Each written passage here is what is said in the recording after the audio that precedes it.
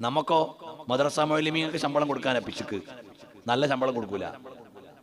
നല്ല യോഗ്യരായ പണ്ഡിതന്മാര് മദ്രസയിൽ പഠിപ്പിക്കണം, ദർസ് നടത്തണമെങ്കിൽ നല്ല സാലറി കൊടുക്കാൻ കമ്മിറ്റിക്കാർ തയ്യാറാവണം. നല്ല ഉയർന്ന സാലറി കൊടുത്താൽ കഴിവുള്ള പണ്ഡിതന്മാർ കുട്ടികളെ പഠിപ്പിക്കാനുണ്ടാവും. ഏറ്റവും കുറഞ്ഞ ശമ്പളം കൊടുത്തിട്ട് വില കുറയ്ക്കേണ്ടതല്ല അള്ളാന്റെ ദീന്. ഏറ്റവും നല്ല ശമ്പളം കൊടുത്ത് വില ഉയർത്തേണ്ടതാണ്. ഈ ഇസ്ലാമിന്റെ വില മുഴുവനും കളഞ്ഞത് നമ്മളാ. എന്തുകൊണ്ടാ മാതാപിതാക്കളെ മക്കളെ ഓതാൻ വിടാത്ത്? ഓ, മൗല്യരായ ശമ്പളം കുറവാണ്. ഈ മൗല്യർക്ക് ശമ്പളം കുറച്ചാരാ? ഇവിടുത്തെ ഇന്നത്തെ ഗവൺമെന്റ് ആണോ? ഇസ്ലാമിന്റെ വിരോധികളാണോ? നമ്മൾ ഈ സമുദായമാണ് ഇതിനെ ഡീഗ്രേഡ് ചെയ്തത്. മദ്രസയുടെ ക്ലാസ് റൂമുകൾ വേണ്ടത്ര ഭംഗിയാക്കാത്തത് ആര്? നമ്മള്. മുഅല്ലിമീങ്ങൾക്ക് നല്ല ശമ്പളം കൊടുക്കാത്തത് ആര്? നമ്മള്.